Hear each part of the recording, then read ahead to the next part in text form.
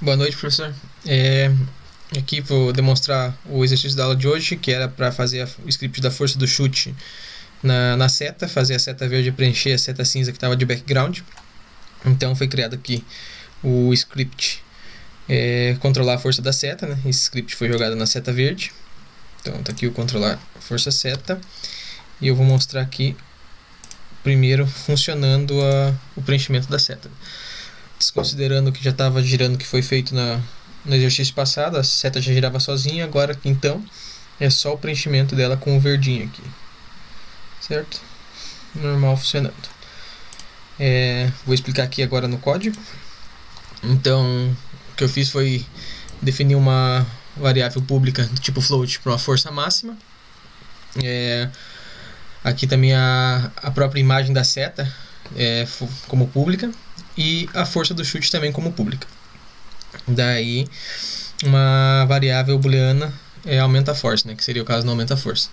Então aqui no update foi só o calcular força, chamando a função calcular força, e aqui logo abaixo já está a função de calcular a força.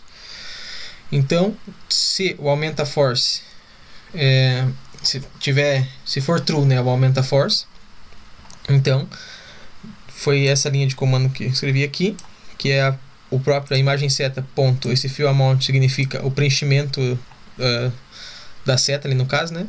Mais ou menos quer dizer, esse mais ou menos seria a variável igual seria a variável recebe o valor da própria variável mais uma outra variável. Então aqui no caso o fill amount e o time.deltaTime, né?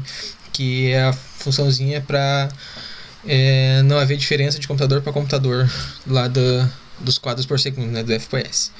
E a força do chute recebe também imagem seta.fillAmount vezes a força máxima do chute. E aqui, no caso contrário, caso seja falso a variável aumenta force, ele aqui é praticamente a mesma coisa aqui de cima, só que ao invés de usar o mais aqui, né, para somar, o menos que é para diminuir.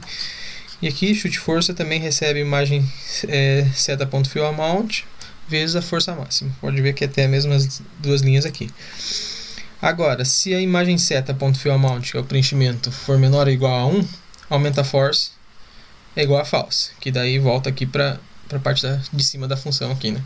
E se for menor ou igual a 0, aumenta a force é igual a true, que muda também o valor da variável e entra na outra condição aqui. Isso faz a seta preencher de verde e voltar a ser cinza, né? Então está aqui funcionando